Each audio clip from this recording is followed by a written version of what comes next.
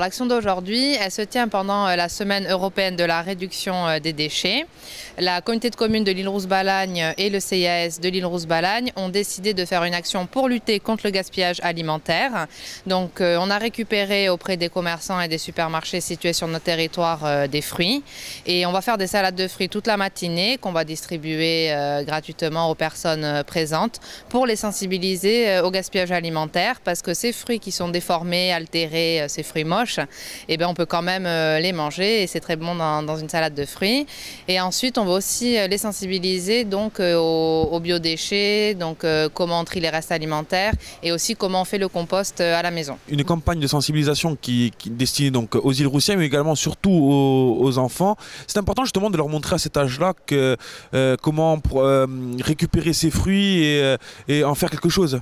Oui, alors les enfants, il faut les sensibiliser à cette action, tout d'abord pour qu'ils prennent l'habitude de faire le tri, et puis aussi c'est un moyen pour les parents qui ne font pas encore le tri. Bon, si l'enfant à la maison il dit regarde papa, ça se passe comme ça, les biodéchets, le tri, les verres, et ça peut permettre aussi aux parents de faire le tri.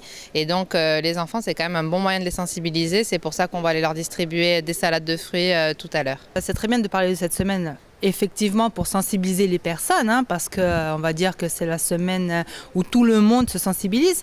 Mais moi, c'est vraiment au quotidien. Le tri sélectif, les poubelles, le biodéchet, c'est une action qui doit être menée donc au quotidien, que tout le monde doit avoir un acte citoyen en faisant le tri. On parle beaucoup de campagnes pour les composteurs partagés pour les communes, pour les composteurs individuels à faire le biodéchet. La nouvelle extension de tri qui est passée en août dernier avec donc les nouvelles normes d'emballage, je dirais, qui vont dans la poubelle. Donc pour moi, c'est très très bien que cette semaine existe, mais il faut prendre conscience que les poubelles, le problème est au quotidien. On n'a pas une semaine particulière, c'est au jour le jour, il faut faire le tri et être sensibilisé sur le problème qu'on a en Corse avec nos centres d'enfouissement. Comme je le répète assez souvent, c'est un acte citoyen et c'est ce qu'on va laisser à nos enfants. Donc il faut faire très attention maintenant, de nos jours, on n'a plus trop de possibilités pour les poubelles, à part faire le tri. Alors, où en est-on aujourd'hui dans la communauté de communes? Où en est-on au niveau du tri? Est-on un bon élève? Alors, nous ne sommes pas les plus mauvais.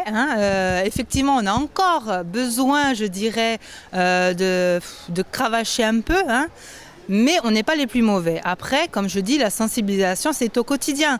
Parce qu'un bon trieur demain peut devenir après-demain, je vais dire une bêtise, mais par exemple, trier un petit peu moins ou un petit peu plus.